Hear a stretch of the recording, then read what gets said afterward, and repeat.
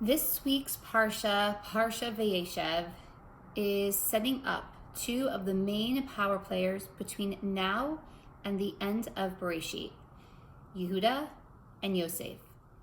Now, nowhere is it more clear than this week's Parsha, because in Parsha Vayeshev, we have the tragic story of Yosef and his brothers who sold him into slavery in Egypt.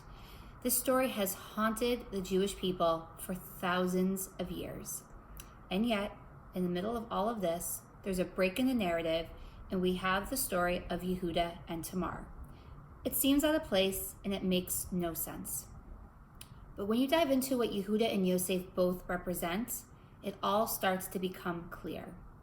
If you're not familiar with the story of Yehuda and Tamar, Yehuda, who was the fourth son of Jacob, marries off his oldest son, Er, to a woman named Tamar, and Er tragically dies without having any children, and she is supposed to marry the next son in line to carry on the family seed, and that son dies too before they can have children.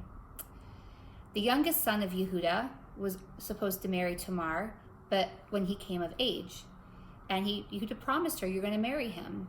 But as time went on and the youngest son became older, it became crystal clear to Tamar that that union would never be. So this woman took matters in her own hands. She dressed up as a harlot and seduced Yehuda. He had no idea who it was. He definitely didn't think it was his daughter-in-law. And when it came time for payment, he gave her his ring, his staff, and his garment, his robe. And they were supposed to meet up in the future to exchange a real payment that was just a temporary payment. But Tamar was nowhere to be found. When Yehuda later on got word that his daughter-in-law was pregnant and he accused her of adultery, she was ready to be put to death. And at that moment, she said, "The father of my child is the owner of this ring, this staff, and this cloak." It was there that we have the first example of tshuva, repentance, where Yehuda said, "This woman is more righteous than I." Now, I want to pause for a second. Admitting your mistakes, being able to do tshuva, is something that is missing from society today, especially leaders.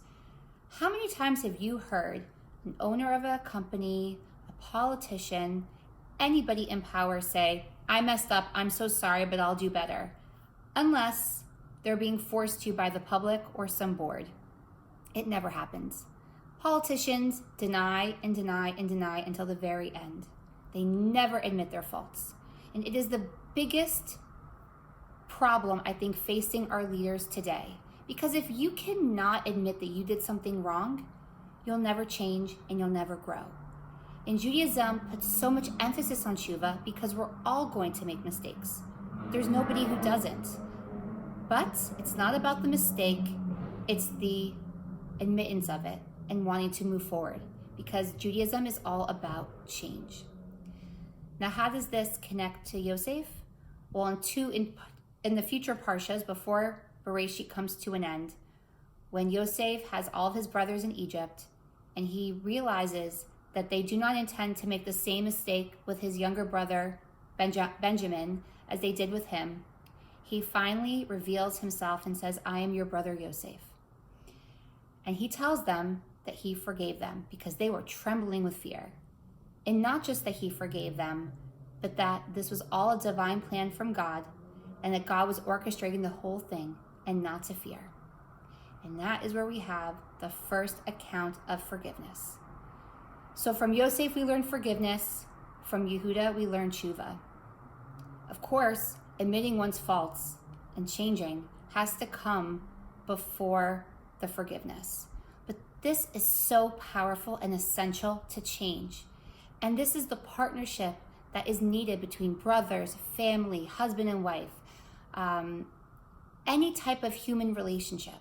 This is how you grow together. This is how each party, despite what they might go through, and they might have a rift, can change. Because it was Yehuda that had the idea to sell Yosef to the Midianites and send him to Egypt. That was his idea. So for me, this is just the power of our voice and the power of change, and that it is so essential for each individual to be able to look at themselves and have the self-confidence and the self-esteem to know when they messed up and admit fault, first to yourself and then to others. And then for the other party to recognize the sincerity in that person's growth and to forgive. It's how we move forward. It's how countries become superpowers. It's how small religious groups become massive religions packed with good morals, values, and ethics. This is the foundation. This is what we learned from these two brothers. And right now, I know we're celebrating the holiday of Hanukkah. There's a lot of darkness in this world, especially in 2020, but please always look for the light. We had one candle that lasted 8 days, but that's a metaphor for everything in life. Whatever you struggle with, if you're having a hard time finding your own inner peace right now or something positive, just look for something small, because from that little growth, from that acknowledgement of who you are and that you can change, you'll grow. You'll have oil that lasts 8 days. You can start off in the pit like Yosef and rise up, even if you're righteous. Everyone falls, and you can be like Yehuda, who also ran away because of the mistakes he made and was able to come back full force. And both of these leaders became the heads of the Jewish people for very different reasons. Yehuda became the great-great-great-great-great-grandfather of King David. And as we know, Joseph had a very powerful, his descendants had powerful positions in the Jewish people. Anyways, I want to wish you all a happy Hanukkah. May you always see your light, and may it always shine bright.